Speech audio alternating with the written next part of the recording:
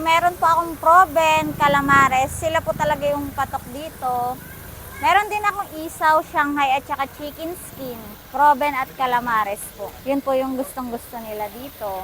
Bukod sa mura, masarap. Bukod po sa mura, masarap daw po yung suka na gawa ng aking asawa. Mapapayo ko, wag po kayong mawala ng pag-asa.